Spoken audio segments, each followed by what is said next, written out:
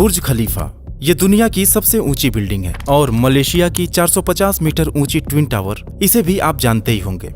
इन्हें सैमसंग ने बनाया है, जो शुरुआत में तो नूडल्स, फिश और सब्जी बेचा करती थी, लेकिन आज ये company fighter jet, ships, tanks और कंज्यूमर इलेक्ट्रॉनिक्स के अलावा इंश्योरेंस, फाइनेंस और केमिकल जैसे अलग अलग सेक्टर्स में भी काम करती है। हालांकि हम में से ज्यादातर लोग सैमसंग को उनके मोबाइल, टीवी, फ्रिज और इलेक्ट्रॉनिक आइटम्स की वजह से ही जानते हैं। और जब शाओमी और रियलमी जैसे चाइनीज ब्रांड इंडियन मार्केट में दाखिल हुए तो सबको लगा कि अब सैमसंग का हाल भी नोकिया जैसा होने वाला है, क्योंकि हमें सैमसंग के रियल साइज के बारे में जानकारी ही नहीं थी। आज एंड्रॉइड को भी गूगल के बाद अगर कोई कंट्रोल करता है तो वो सैमसंग है। और दुनिया की चाहे कोई भी कंपनी हो, सैमसंग की मदद के बिना एक स्मार्टफोन बना पाना बहुत ही ज्यादा मुश्किल है, चाहे वो गूगल का पिक्सल फोन हो या फिर एप्पल का आईफोन ही क्यों ना हो। अब आप सोच रहे होंगे कि नूडल्स, फिश और सब्जी बेचने वाली एक कंपनी ने इतना बड़ा बिजनेस एम्पायर कैसे खड़ा कर लिया। कहानी बड़ी ही दिलचस्प है। सैमसंग के नाम ढेर सारी कंट्रोवर्सीज हैं और अपने फास्ट एक्सपेंशन के लिए उन्हें कई बार गलत रास्तों से भी होकर गुजरना पड़ा। चलिए सब कुछ डिटेल में जानते हैं इस वीडियो में।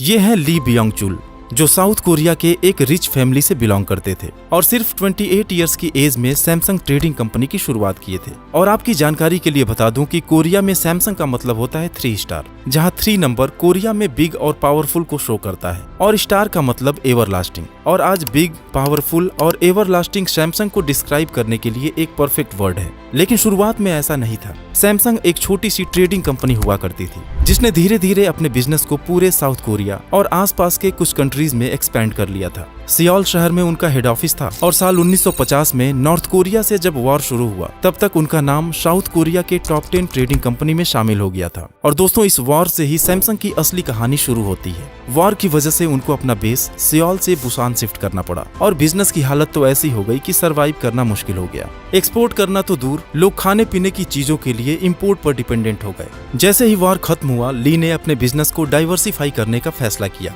और लोगों के लिए सस्ते प्रोडक्ट्स बनाने के लिए काम करने लगे। कोरिया में शुगर केन का प्रोडक्शन काफी लार्ज स्केल पर होता है, इसलिए सैमसंग ने शुरुआत एक शुगर रिफाइनरी से की और उसके प्रॉफिट से ही टेक्सटाइल इंडस्ट्री में भी एंटर कर गए, ताकि लोगों के लिए सस्ते कपड़ों की जरूरत को पूरा किया जा सके। सैमसंग ने कोरिया का सबसे बड़ा वूलन मिल स्टार्ट किया और कपड़े भी बनाने लगे। दोस्तों, सैमसंग के डाइवर्सिफिकेशन ने कंपनी को डूबने से बचा लिया था, इसलिए ली ने इस स्ट्रेटजी को और भी एग्रेसिवली फॉलो करना शुरू कर दिया और अलग अलग एरिया में अपने प्रॉफिट को इन्वेस्ट करने लगे। सैमसंग ने अपने कई डिपार्टमेंटल स्टोर्स भी खोले और इंश्योरेंस बिजनेस में भी एंटर कर गए। आज की डेट में भी सैमसंग कोरिया की सबसे बड़ी इंश्योरेंस कंपनी है। इन सभी बिजनेस एक्सपेंशन से सैमसंग के पास इतना पैसा आने लगा कि ली बियोंग चुल साउथ कोरिया के रिचेस्ट मैन बन गए। फिर साल आया 1968, जब सैमसंग बोर्ड ने इलेक्ट्रॉनिक्स के भी फील्ड में उतरने का फैसला लिया और 1 साल के भीतर ही सैमसंग इलेक्ट्रॉनिक्स ने अपना फर्स्ट प्रोडक्ट मार्केट में उतार दिया, जो था 12 इंच का एक ब्लैक एंड व्हाइट टीवी। और अगले कुछ ही सालों में सैमसंग दुनिया की नंबर 1 टीवी मैन्युफैक्चरर भी बन गई और इस सक्सेस ने सैमसंग को और भी इलेक्ट्रॉनिक प्रोडक्ट्स बनाने के लिए मोटिवेट किया। सैमसंग ने 1979 में माइक्रोवेव,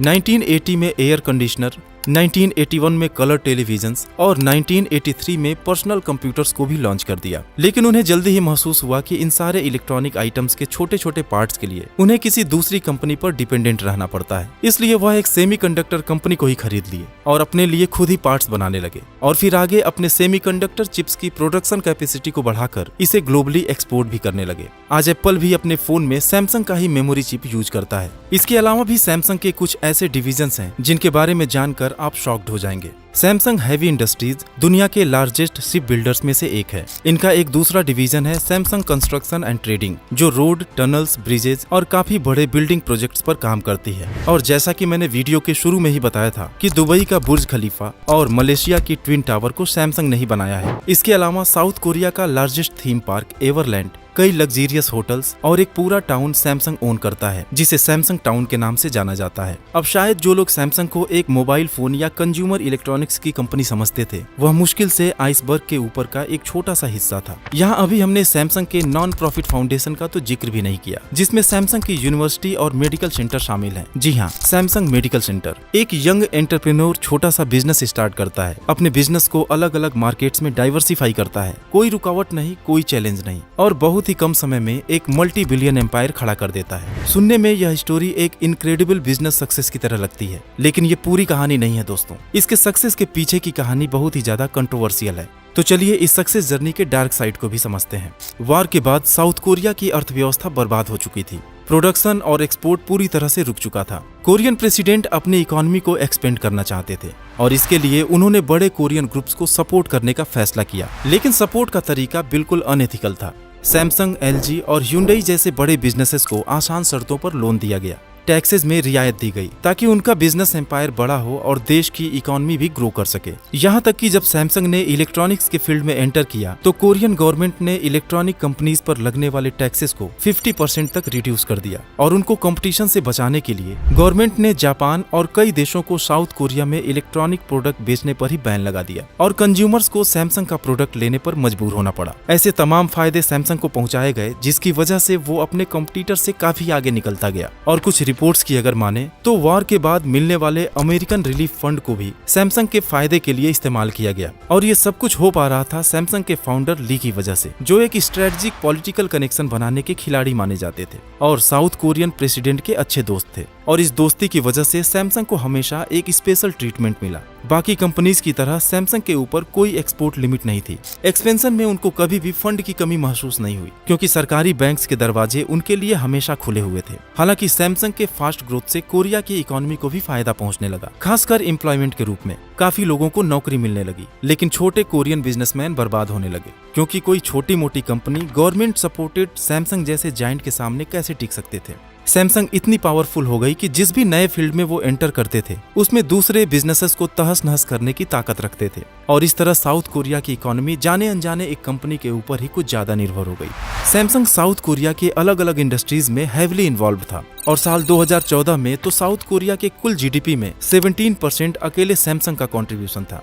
LG और Hyundai की कहानी भी कुछ मिलती जुलती है, लेकिन सैमसंग उसमें सबसे बड़ा है और पूरे कोरियन बिजनेस एम्पायर को जिस तरह कुछ गिनी चुनी कंपनीज ने अपने हाथ में लिया, उससे साउथ कोरिया का ज्यादातर पैसा, पावर और इन्फ्लुएंस 2-3 बिजनेस फैमिलीज के कंट्रोल में चला गया। साल 1987 में ली बियोंग चुल की डेथ के बाद उनके बेटे ली कुन ही ने उनकी जगह संभाल ली, जिनके समय में सैमसंग और गवर्नमेंट का रिलेशन और भी ज्यादा कंट्रोवर्शियल हो गया। 1996 में उनके ऊपर फॉर्मर प्रेसिडेंट को रिश्वत देने का आरोप लगा, लेकिन सैमसंग की गवर्नमेंट कनेक्शन की वजह से तत्कालीन प्रेसिडेंट ने उन्हें बिना किसी एक्शन के माफ कर दिया। ऐसी ही एक घटना 2008 में हुई जब ली कन ही को टैक्स चोरी और एक घोटाले में दोषी पाया गया और उन्हें अपने पद से हटाने के साथ ही 3 साल की सजा भी सुना दी गई। लेकिन अगले ही साल उस समय के प्रेसिडेंट ने उनकी सजा को माफ कर दिया और फिर से वो सैमसंग के चेयरमैन बन गए जैसे कुछ हुआ ही ना हो। इससे आप सैमसंग और कोरियन गवर्नमेंट के बीच के रिलेशन को समझ सकते हैं। इसके बाद भी अपने बेटे ली जेयोंग को सैमसंग का हेड बनाने के लिए गवर्नमेंट ऑफिशियल्स को रिश्वत देने के आरोप उनके ऊपर लगे। फिर उनके बेटे ली जेयोंग भी रिश्वत देने के दोषी पाए गए, लेकिन किसी भी आरोप पर एक्शन नहीं लिया गया। आज सैमसंग के खिलाफ आवाज उठाने की हिम्मत किसी में नहीं है। लोग जानते हैं कि सैमसंग के खिलाफ आवाज उठाना मतलब गवर्नमेंट के खिलाफ आवाज उठाना है और साउथ कोरिया के ज्यादातर लोग तो अब ये मानने लगे हैं कि सैमसंग को अब कोई हरा नहीं सकता और वो सरकारी नियम कानून के ऊपर है। अब दोस्तों, वीडियो के शुरुआत में बताए गए सैमसंग की सक्सेस जर्नी का बैकग्राउंड भी आपको समझ में आ रहा होगा। सैमसंग के हिस्ट्री में हुए एक इंसिडेंट का जिक्र करना भी जरूरी है जिसने उसके रेपुटेशन और मार्केट शेयर को हिलाकर रख दिया था। ये बात है 2016 की, जब सैमसंग की नोट 7 सीरीज के मोबाइल फोन्स में ब्लास्ट की खबरें आने लगी। पूरी दुनिया की मीडिया में फोन एक्सप्लोजन की खबर हेडलाइन बन गई। यहाँ तक कि एयरलाइंस में इस फोन को बैन कर दिया गया। सैमसंग के ऊपर इतना प्रेशर आ गया कि फोन का प्रोडक्शन बंद करके मार्केट के फोन्स को भी रिकॉल करना पड़ा, जिसकी वजह से सैमसंग को $5 बिलियन का नुकसान हुआ था। कंपनी ने उस समय एक्सप्लोजन की वजह मोबाइल की बैटरी को बताया था, लेकिन बाद में ये सच्चाई निकलकर सामने आई कि एप्पल से कम्पीट करने के लिए एक फीचर रिच स्मार्टफोन की सख्त जरूरत थी, जिसे सैमसंग ने डिजाइन टीम और इंजीनियर से जल्दबाजी में तैयार कराया था और बिना प्रॉपर टेस्टिंग और क्वालिटी कंट्रोल के एक डेंजरस फोन को मार्केट में उतार दिया था। हालांकि इन सभी कंट्रोवर्सीज और बैड प्रैक्टिसेस के बाद भी सैमसंग सक्सेसफुल होता चला गया। एक के बाद एक लगातार अपने इनोवेटिव प्रोडक्ट्स पेश करता रहा, जिससे उसका साइज, रेवेन्यू और दुनिया में उसकी पकड़ बढ़ती गई। पिछले कुछ सालों में सस्ते और फीचर रिच चाइनीज फोन्स ने इंडिया में सैमसंग का मार्केट शेयर कुछ कम तो जरूर किया था, लेकिन करंट सेल्स फिगर बताते हैं कि लोगों का प्यार अब इन चाइनीज ब्रांड से कम हो रहा है और एक बार फिर सैमसंग जोरदार बाउंस बैक करने वाला है। उम्मीद है कि यह वीडियो भी आपको पसंद आई होगी। मिलते हैं जल्दी एक नए वीडियो के साथ। Thanks for watching.